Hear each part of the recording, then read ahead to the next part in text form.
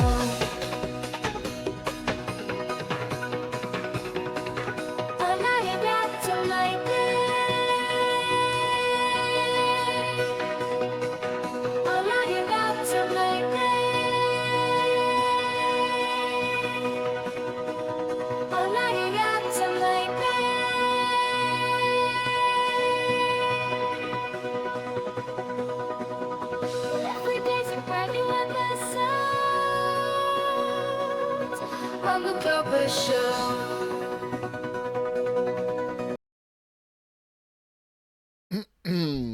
What up, what up, what up, what up, what up? Good morning, good morning. Good morning, Twitch. Good morning, Asa. Good morning, Cosmic. Good morning, Abby. Good morning, bots. Good morning, lurkers. Good morning, tiny people in my chatterino. Good morning, Stampy.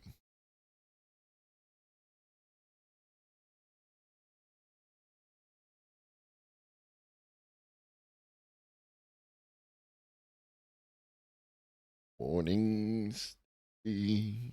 Good morning, Stampy.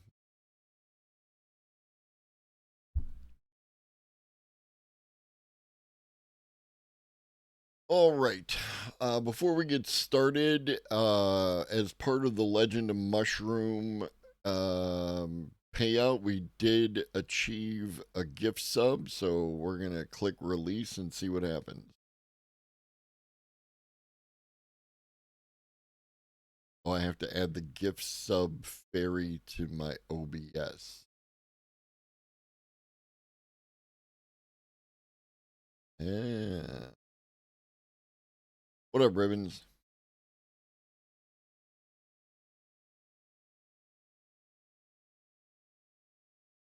Okay. Then we're going to save that. We'll do it later on because it's more involved than I thought it was. All right. All right.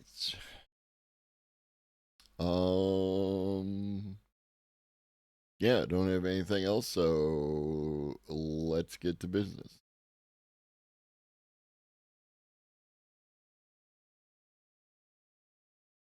From my friends over at the Register.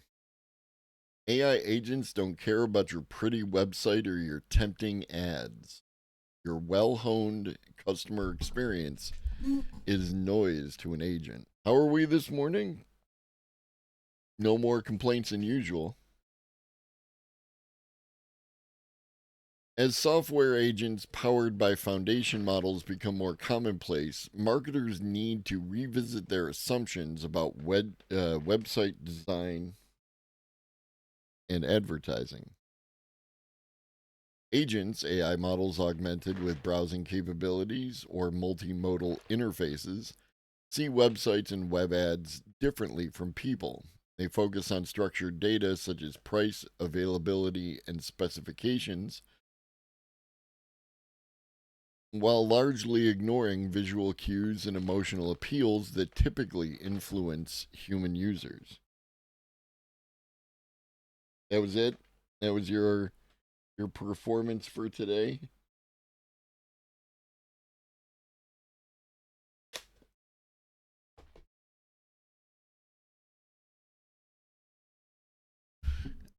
Andreas Stokel, or Steckel, a professor with the Digital Media Lab at University of Applied Science Upper Austria, and researcher Joel Nitu recently explored the issue in a preprint paper titled Are AI Agents Interacting with Online Ads? In answer to that question, the authors found that AI agents are doing just that, but in surprising ways. Andreas Steckel told the Register that the study has different implications for publishers and for advertisers. One of the findings, he said, is that ad personalization must be adapted to suit agents. General accessibility for agents follows the same principles as accessibility for other user groups.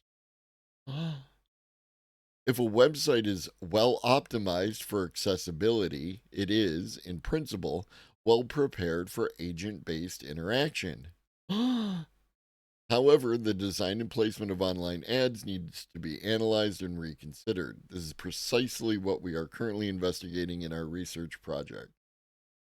The research project took 3 different computer use systems, a specific subset of agents that are able to interact with computers like a human would, OpenAI's Operator, Anthropic's Claude Computer Use, and an open source browser use agent.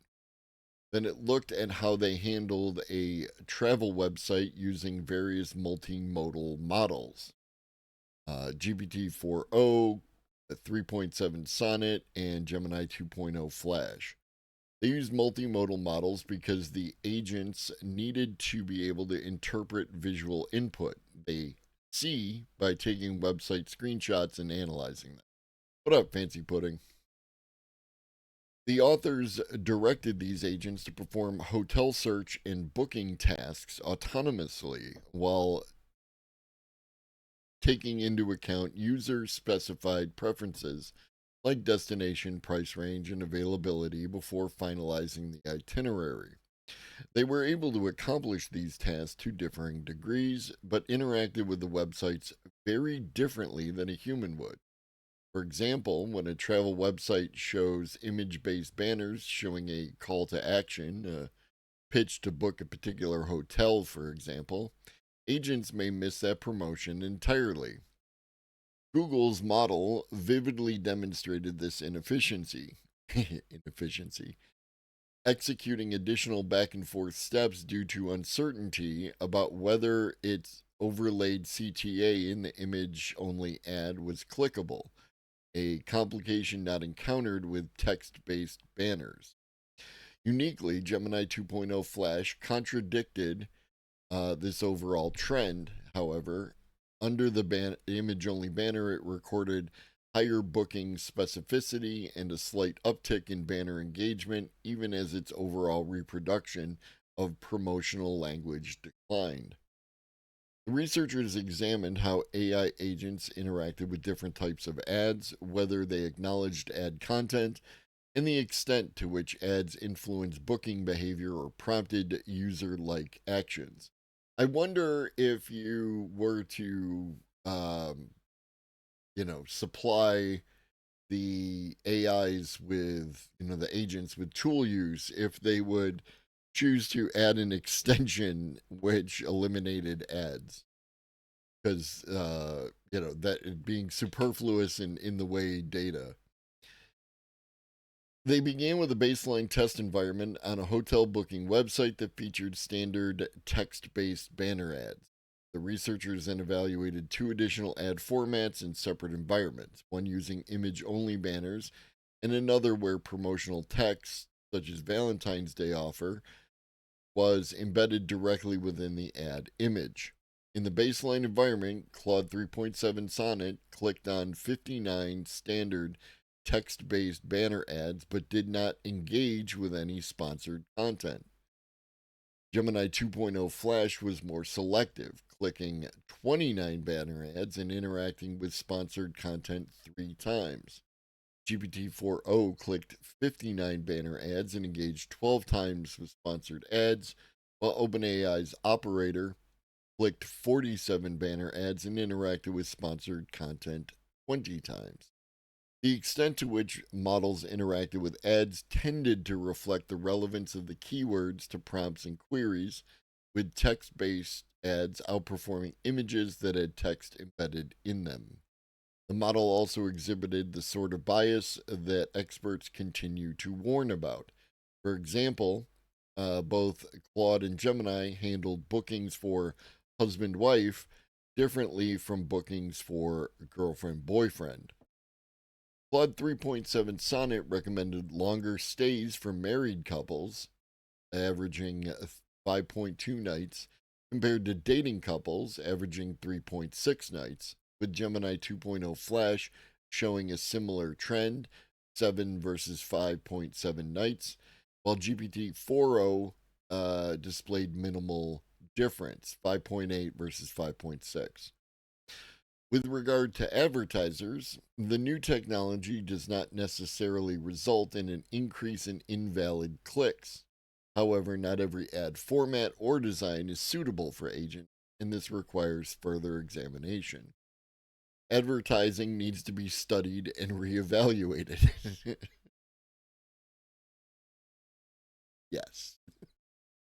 It may be necessary to develop new ad formats specifically designed for interaction with agents. This shift doesn't have to disadvantage advertisers. It'd be nice if it did. On the contrary, if agents acting on behalf of users making bookings can be influenced through targeted advertising, this could open up entire new strategic opportunities. What up, Bebop Boop Boop? Will advertisers develop ads that target AI agents? Yes. Yes. Absolutely. Once they understand how they can do that, they will. Sorry to hear that. I hope drink some water, maybe take acetaminophen or what have you, whatever works for you. What up, Big Ben? That's all we need is more ways of ads when all I try to do is not see ads. I mentioned this earlier. I wonder if, given the opportunity for tool use, if the oh, it's from trying to wrap your head around this. Okay. Well, then in that case, it still drink some water, right? But yeah. What up, Vern? What up, T1? I mean, that's an option. Um, Given the opportunity for tool use, if the AI would seek out an ad block extension in order to avoid the ads, it might. It's whether or not they can adapt, right? Like that's welcome to capitalism, my dude. You got to adapt. Agents don't browse, they execute commands. A human may whimsically browse. Have you ever whimsically browsed for something to do during lunch break? Might get distracted by a cool image or a seductive strapline. For 25 years, customer experiences have been built to tempt, intrigue, and beguile humans to dwell. The journey is just as enjoyable as the destination. Your mileage may absolutely vary.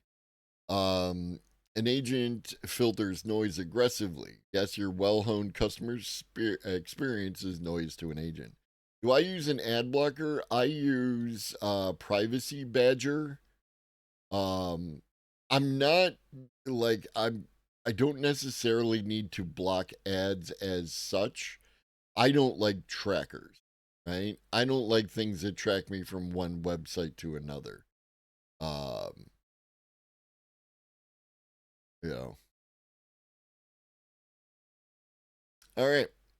So that's interesting. And we'll see how that develops.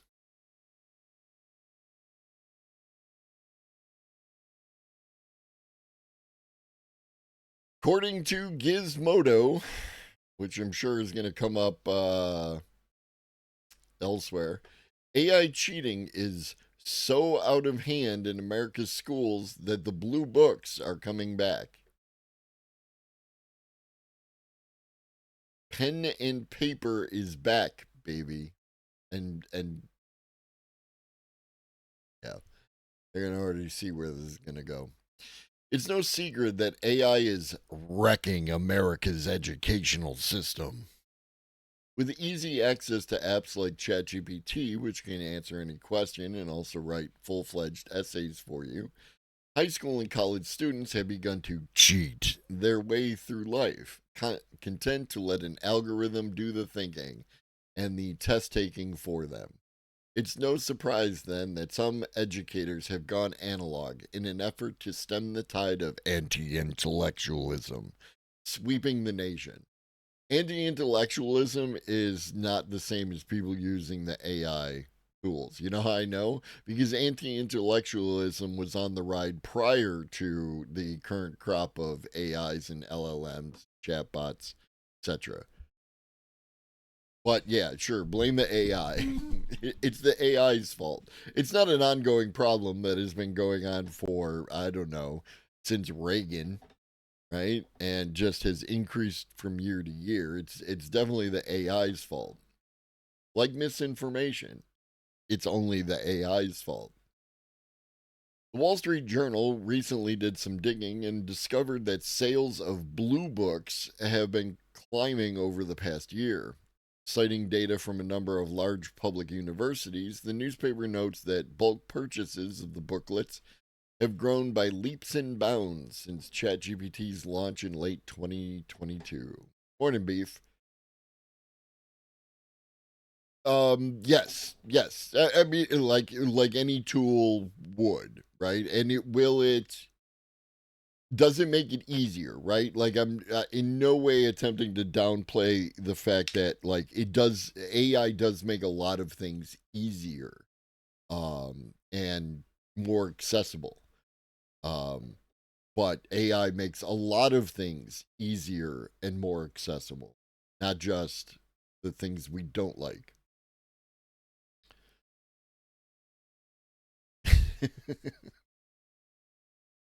Sales of Blue Books this school year were up more than 30% at Texas A&M University and nearly 50% at the University of Florida. The improbable growth was even more impressive at the University of California, Berkeley. Over the past 2 academic years, Blue Book sales at the Cal Student Store were up 80%. Demand for Blue Books is suddenly booming again because they help solve a problem that didn't exist on campuses until now. What's a blue book? I actually don't know. I see nothing wrong with using AI, but it's important to learn the topics and concepts underlying and not be required to rely on it. 100%. I think that we need to work on how our education is educating, right? The entire process needs to be addressed, but why do that when what you can do is just go back to an old thing? So, what is a blue book? Since the article, maybe the article tells us somewhere.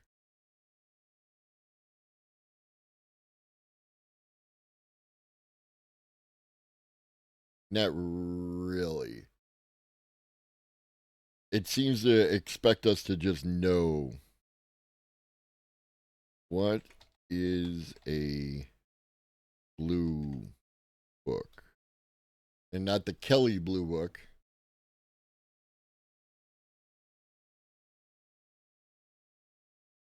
A Blue Book exam is a type of test administered at many post secondary schools in the United States. Blue Book exams typically include one or more essays or short answer questions. Sometimes the instructor will provide students with a list of possible essay topics prior to the test itself and will then choose one or let the student choose from two or more topics. They're from the late 1920s, and that's it. This is not super helpful. Let's keep it on and see what we can glean from the article.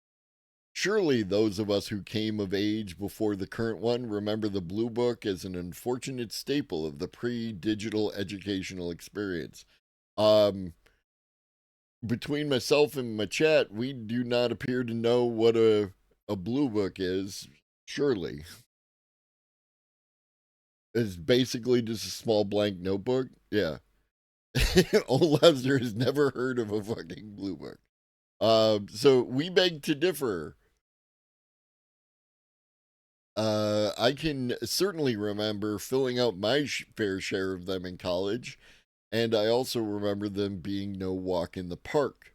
As a student, you're often given a very short amount of time to frantically scrawl an analytical essay inside one as a means of demonstrating to your professor your mastery over a particular subject. That's helpful.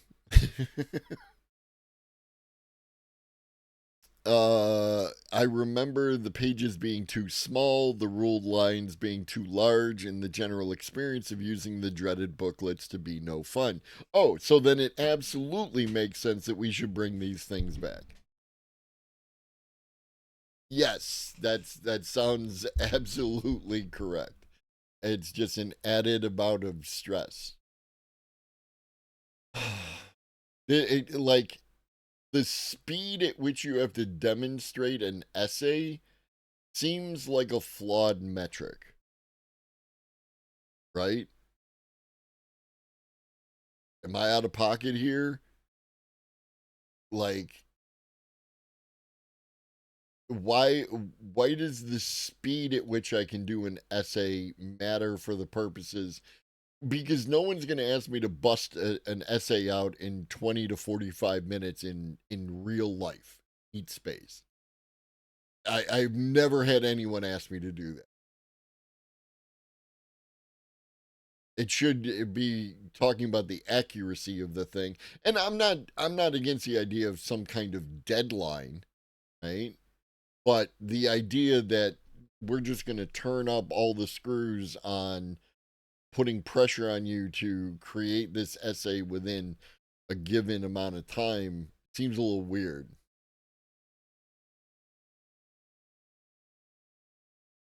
I've long been of the opinion that school systems are a holdover from a time when secretaries needed to be turned out at scale. I mean, you're probably right. Like I'm sure that there is some element of that within the school system. Like I'm an advocate for redoing the school system. There's a problem here, right? There's multiple fucking problems here. Oh, excuse me, the way that we fund school systems, the way that the school systems are structured, the excessive number of students to teacher ratio, like the whole thing is jacked up. Now, however, as AI tears through America's elite educational system, lobotomizing tomorrow's young leaders as it goes. It's a good thing. It's a good thing that we're that Lucas Ropek here is providing a fair, balanced, nuanced take around AI. Um, could it be that blue books have been refashioned from a villain of the pre-AI age to a hero for our algorithmically poisoned times? I love hyperbole. More and more, it seems like they're in the dark. They are the dark night that America's illiterate masses needs. Right. Now, don't get me wrong. There is a reading comprehension issue going on. It might be worldwide. I'm not entirely certain. I haven't looked too deeply into it. I just keep hearing about it. Um, but people don't definitely don't read as much as they used to. Um, but to the dark night that America's illiterate masses needs is a little over the top, bro. The journal notes that Roaring Spring Paper Products, the family-owned paper company that produces a majority of the blue books that are sold on college campuses, admits the new AI era has ironically been good for its business. Yet while the return of blue books may be a step in the right direction, they surely aren't a fix-all for the broad variety of ills caused by students' AI use. Kids today. I typed a prompt once and then the algorithm took a piece of my brain. And well, that's why we have this.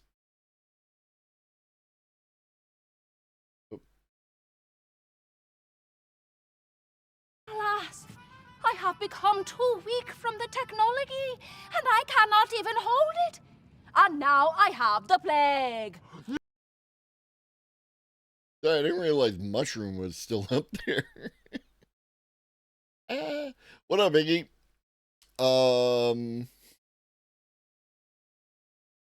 Bloop, bloopity bloop. Philip D. Bunn, an assistant professor at the Covenant College in Georgia, recently wrote on his blog that the traditional essay, which until ChatGPT came along was a great indicator of a student's intellectual capacity and was very difficult to fake unless you went to the trouble of hiring a ghostwriter, cannot be replaced by the in class essay. Bunn writes that the process of writing a paper outside of class cannot simply be replicated in a blue book exam, and something serious is lost if we give up entirely on the traditional essay, whether those essays are more analytic, argumentative, or research based.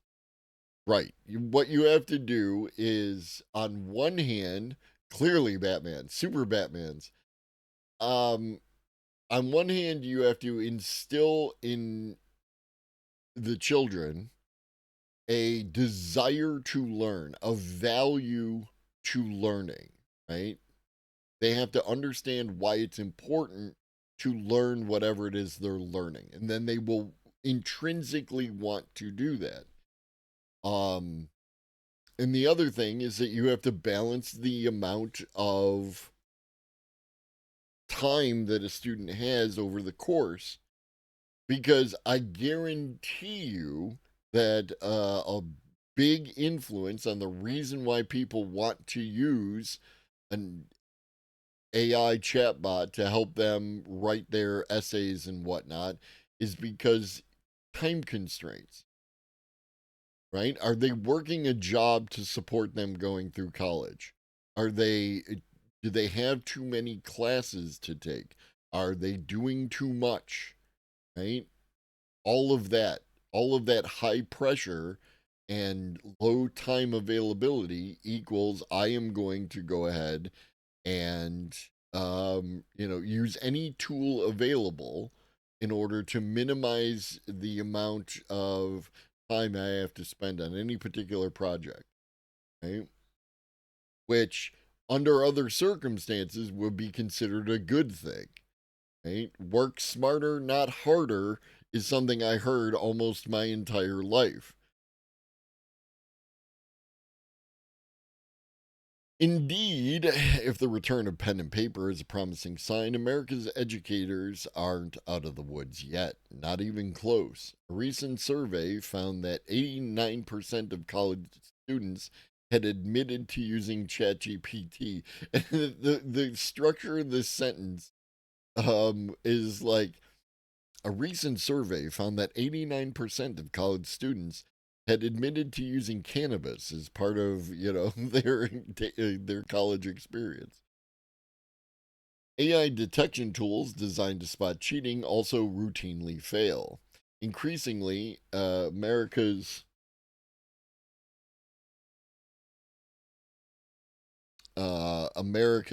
youth seem to view their educations as a high-stakes video game to be algorithmically juked. In short, more drastic measures like the formulation of new laws and regulations around AI use, right? Laws and regulations, not around AI production. That's not what we're talking about here. We're talking about laws and regulations around AI use may need to be taken if the onset of America's aggressive stupidification is to be halted. Jesus Christ. Oh, back in my day, what is it with kids today where they, one second, I gotta edit this.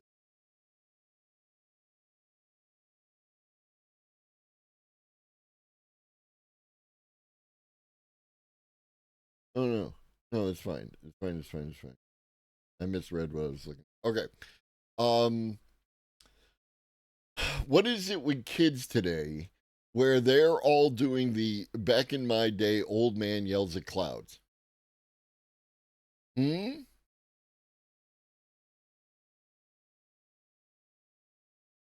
looking at the comments, right? Friend of mine who's a professor told me, okay, dismissed, right?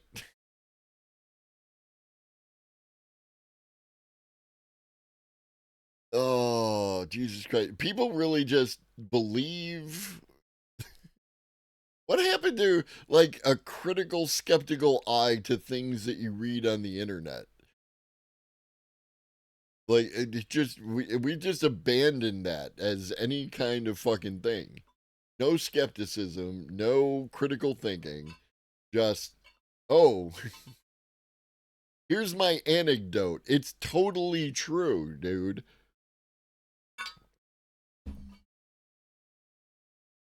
We can, here, chat. Here's something we could do. You can just make up an anecdote about some positive AI use case and then that counters all the arguments that other people bring to the table. We can literally ignore everyone's argument, right? We can just go ahead and we'll just make up anecdotes, right? We'll make up anecdotes, we'll use them as demonstrable data because they agree with us, and we'll apply no critical thinking. And that's definitely definitely a way to go.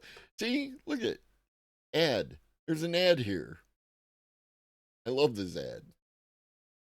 I love this ad too. Meta chief, as in a chief at Meta, AI scientist Jan LeCun says current AI models lack 4 key human traits. What do all intelligent beings have in common? I wonder what the definition of 4 okay, smart animals. All right. We'll keep on keeping on. What do all intelligent beings have in common? 4 things, according to Meta's chief AI scientist, Jan LeCun. At the AI Action Summit in Paris earlier this year, political leaders and AI experts gathered to discuss AI development.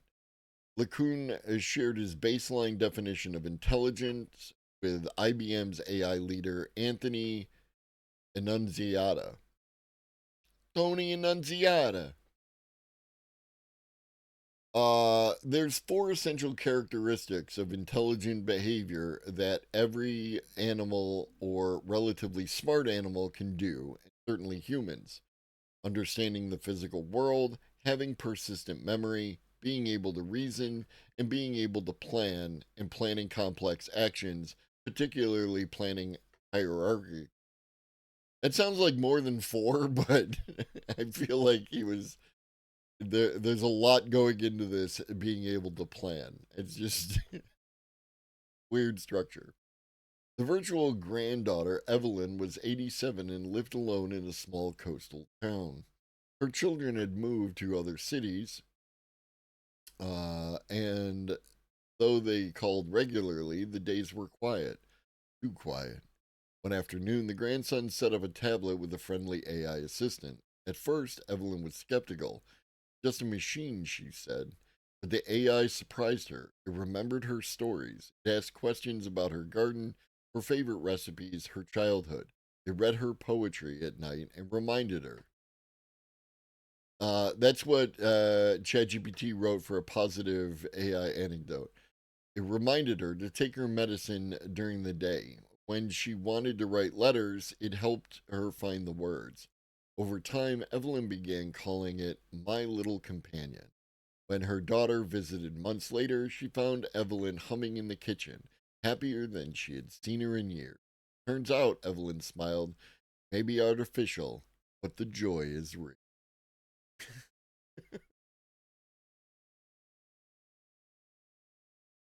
Yeah, I don't know what a virtual granddaughter. And like the virtual granddaughter, Evelyn, is 87, right? The little hallucination in there. But here's the thing. There's actually a couple of AI tools that elder folks can use to help record their memories, and it can help structure them in a narrative. What up, Reed? And this has a twofold benefit. One, it prevents the loss of elder knowledge, right? And that's a big deal in a lot of circles. It's a lot of stories, a lot of experiences get lost over time unless someone who's writing a book specifically seeks out particular people in order to write that book about. This would allow for that experience on a more broad level where everyone could record the stories that they want. Unlimited nano memories, just $12.99 a month. There's another aspect to it is also that as people get older, they often become less, their memories start to fade a bit, and all the way up until like more serious things like Alzheimer's and things like that. And it is possible that by reinforcing those memories by using recall, um, excuse me, you can maintain stronger bonds and continue to have a more well functioning memory as time goes on. Generally, I think these would be regarded as a positive, in spite of the fact that they used AI. AI bad. We're all just addicts. LeCun said AI, especially large language models, have not hit this threshold, and incorporating these capabilities would require a shift in how they are trained. And this is, I listened to this podcast where they were talking about reason, right? And this is another issue of definition, right? Don LeCun, other people believe that AI doesn't reason because they don't perform some act of reasoning that this individual feels is reasoning, right? It's not intelligence unless it's this kind of intelligence. It's not this, unless it can accomplish that. But the scientist who was speaking on the podcast was like, do AI models reason in the common sense of the word, right? Like what people usually mean when they're talking to each other, other humans, right? When they talk about reasoning and what people do, that AI does in fact do that. So it's as definitionally an issue as every other fucking thing in here. What up, Dojo? Most profitable AI will be the most evil AI. Therefore, given we aren't going to be able to kick capitalism to the curb, AI potentially very bad. I mean, it could be. Could be.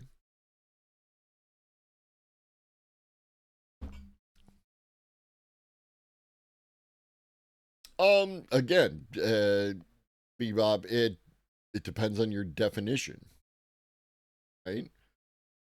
And this is, again, this isn't some jackass on Twitch saying it. These are people who work in the field, who have studied, who know what they're doing. They're doing AI experiments.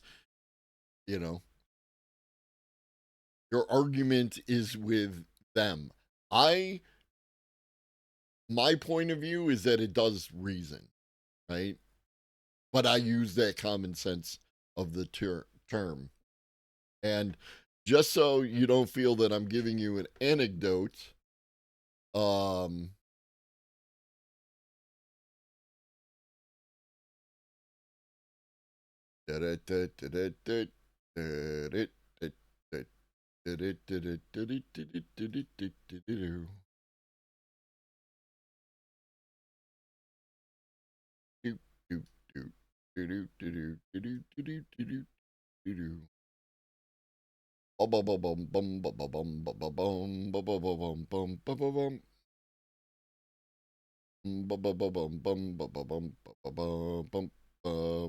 where are you?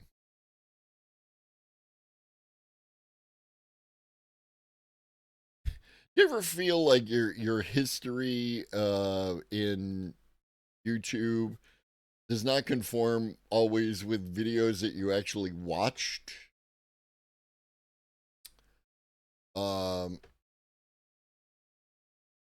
All right. So here, if y'all want to listen to the podcast,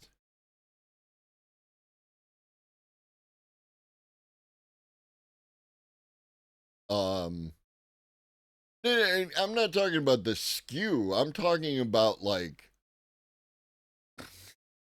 I don't recall interacting with that video at all, right? Like I feel like if you're on PC and you hover over a video, it like plays without sound. Um and so like I'm willing to give them the benefit of the doubt that my cursor might have hovered over a video. But then there's other ones like I don't remember seeing that at all. The stuff you looked at yesterday could be used to show Kilmar Abrega Garcia partying with Trende Aragua and shooting guns in the air, and then the gun disappears into his mouth. I mean, absolutely it could. Absolutely it could. The the barrier for entry for doing that kind of video manipulation is significantly lower. What up, Textilian? Our president is tricked by like shiny keys, dude. That should not be our I mean it's the forgive the use of the term, but it's the legislating for the village idiot kind of behavior, right? Like where like we're going to take everything down for like the least, let's say, competent person, um you know, and I think that that's a problem. I think that we should, you know, be working on bringing people up to a higher bar as opposed to lowering the bar so much that people could step over it.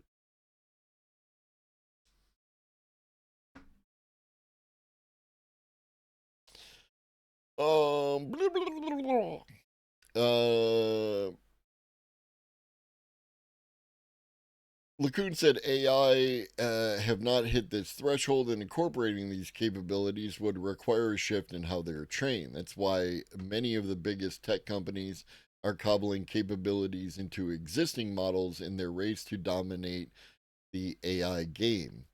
For understanding the physical world, you train a separate vision system. Then you bolt it on the LLM. For memory, you know, you drag or you bolt some associative memory on top of it, or you just make your model bigger. All those, however, are just hacks, LeCun said. Agreed. Agreed. I would point out that this is what Meta is doing. So this has happened, not just Meta, right? I know that Gemini is supposed to be multimodal off rip, and at one point in time, it was the only one that was multimodal off rip. The ones that are multimodal now, as far as I understand it, related to like ChatGPT, they look at something and then convert it to text and then run it through the LLM, which is this bolt-on feature. And I believe that that's what Llama does. And again, that's Jan LeCun's baby. So if there's a problem with the way that the models are being trained, some of that falls on you, my dude. LeCun has spoken on several occasions about about an alternative he calls world-based models. These are models trained on real-life scenarios and have higher levels of cognition than pattern-based AI. LeCun, in his chat with Annunziata, offered another definition. You have some idea of the state of the world at time t, t being just whatever stands in for that particular point in time, right? You imagine an action it might take. The world model predicts what the state of the world is going to be from the action you took. That sounds great. That sounds amazing. But he said the world evolves according to an infinite and unpredictable set of possibilities. The only way to train for them is through abstraction. Meta is already experimenting with this through VJEPA.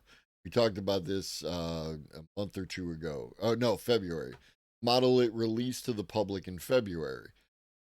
Meta described it as a non generative model that learns by predicting missing or masked parts of a video.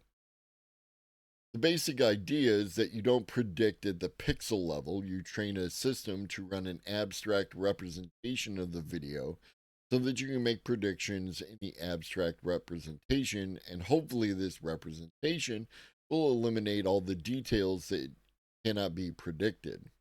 Concept is similar to how chemists established a fundamental hierarchy for the building blocks of matter. Excuse me. We created abstractions, particles on top of this, atoms on top of this, molecules on top of this, materials, right? Each atom is composed of protons, neutrons, electrons, particular atoms of particular combinations in particular ways end up becoming molecules, and then particular structures of molecules become materials. Right? That's what he's talking about. Every time we go up one layer, we eliminate a lot of information about the layers below that are irrelevant for the type of task we're interested in doing. Yes, right? We as humans are very good at ignoring excess amounts of information. Right? Something fundamental in the way that we work. It's like part of that is the way that your vision works, right? Like within a certain cone, your vision is better than it is like over here. I can see that there is something and they vaguely resemble my hands, but it takes until I get like into this zone where I can actually see the hands. And that is very helpful for a monkey hiding from tigers in the plain. You know, you need to sense motion over here, but you need to be able to see the goddamn tiger when it's looking at you. That, in essence, is another way of saying we've learned to make sense of the physical world by creating hierarchies. That's apparently the end of it.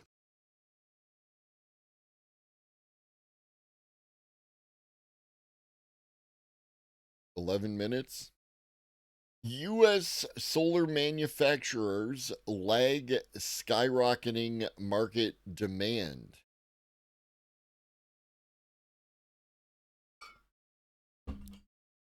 U.S. consumer demand for renewable energy continues to grow, with more solar panel capacity installed in 24 than in 23, which saw more than in 22. But U.S. trade policy is in flux, and high tariffs have been imposed on imported solar panels, which may cause shortages. They actually,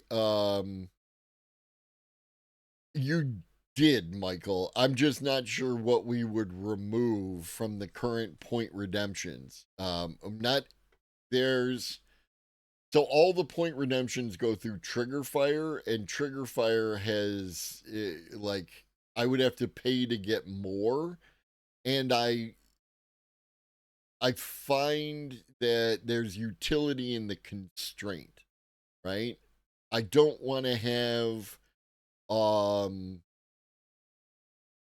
don't want to have the like a bunch of point redemptions that are just sitting there. You know, like I want ones that people are going to use, and like I took the ones that I recalled seeing leased out, the 4, and I put in 4 new ones, and then so on and so forth. So at this point in time, I don't really know that like which one would we take out in order to replace it with that, or a portion of that, right? Like I think trimming it down a bit and just showing my face and just showing like a portion of it. It doesn't need to be the entire thing. It's rather long. But keeping it tight to a few seconds gets the point across and like that. So that's where I'm at with that. Thank you so much, Fossil Industry, but I thank you, like as always, I thank you for all your efforts. If you're not in the Discord, you're missing out. Like I'm only scraping a portion of the AI related content that exists in the world. Between my searches and Michael's searches, there is a tremendous amount of information, and it's all in the Discord, right? So you can see more if you join the Discord.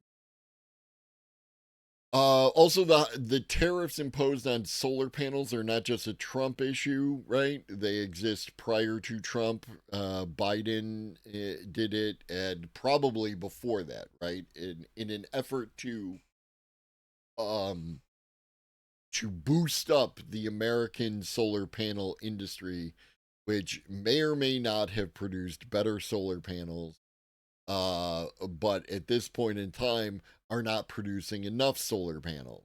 And that shows you where the priorities lie. I am a scholar who studies the sun.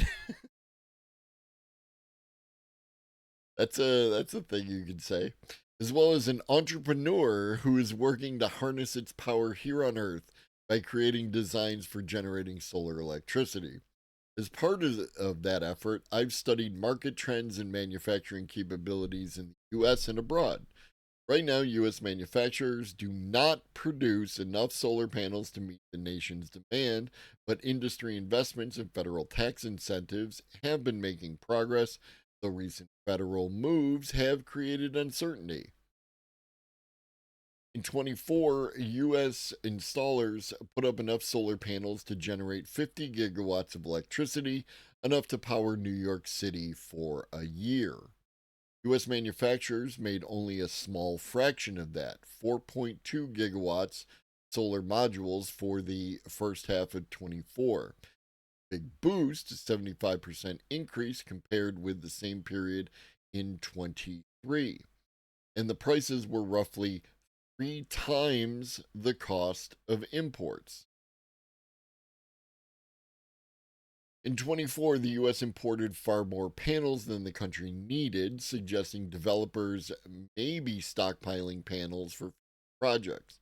Most of those imported panels were made in Asia, particularly Malaysia, Vietnam, and Thailand. In fact, nearly all of the US made panels used at least some components from overseas. China currently makes about 97% of the world's supply of photovoltaic wafers, which are building blocks of solar panels. The effects of proposed U.S. trade policies on the solar industry remain unclear. Through 2024, manufacturing continued a years long ramp up to take advantage of government policies favoring domestic manufacturing, and imported panels seem slated to suffer from ever increasing tariffs, which drive up costs. Since 2010, U.S. solar panel production has increased about eightfold, but U.S. made panels are more expensive than imported alternatives. In 2024, U.S. made panels typically cost 31 cents per watt, but imported panels, even including tariffs that existed before President Donald Trump's second term, cost about 1/3 of that, or 11 cents per watt. But domestic manufacturers are bringing costs down by ramping up production while relying on the government to maintain or increase tariffs on imports, which may make U.S. panels more competitive domestically in the future. And that's what tariffs do. Tariffs do not generate income. Tariffs do not do whatever fuck all that people keep saying they do. What tariffs do is they increase the price of an import to where it's comparable with a domestically produced material of the same nature, right? Object of the same, right? Instead of doing something that could reduce the cost of the US made solar panels from 31 cents per watt towards 11 cents per watt, to increase the tariff so that the 11 cents per watt becomes 33 cents per watt. That's how tariffs work. Victoria 3 is good at teaching people how tariffs work. It's a video game. Despite that increase in domestic production, U.S. demand for solar panels has grown even faster. To meet demand, the U.S. imports a substantial portion of its solar photovoltaic modules. Tariffs, including a 30% tariff on solar cells and solar panels starting in 2018, aimed to boost domestic manufacturing. But those tariffs and falling global prices made solar installations more costly in the U.S. than in the rest of the world. The average global cost of installed solar systems dropped from $1.15 per watt to 72 cents per watt in 2016, or nearly half that of U.S. installations. So this is another example of the issue, right? We are, and when we talked about this at one point in time, months back, we talked about it with Ivan. Other people have brought it up. This idea of China dumping its solar panels onto, what up, Naughty Fox? China dumping its solar panels onto the U.S. market, right, which would greater domestic production. You're going to have to make an argument as to why that's actually a bad thing, right? I want solar panels. I'm trying to stave off global warming. I don't have time for this nonsense about they're dumping, they produce that many panels. Holy shit. 7 heavy steel sneaking in, dropping 75 on the Rainbow Passage fundraiser and closing that out. That I appreciate you so goddamn much, and I'm sure that they will too. Very nicely done. Very nicely done. What a way to start a morning. Holy shit, it's 12 o'clock. Guess we're done. What up, Sean? I got to get you kids over to James's house. Everybody in the van. I'll be back tomorrow morning. What a way to end a stream.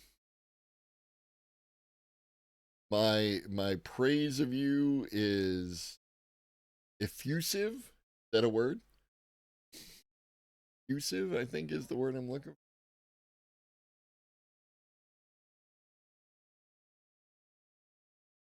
for. I'll be back tomorrow morning. James is not live yet. I mean, I got 12 o'clock, and James is never late.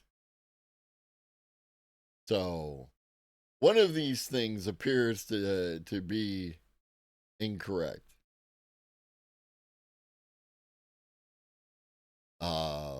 So yeah, if you like the news, I'll be back tomorrow morning. If you prefer the videos, I'll be back tomorrow evening at 5 p.m. Now I'm trapped in a loop. Like, I was prepared to raid out. James didn't indicate he was going to be late, did he?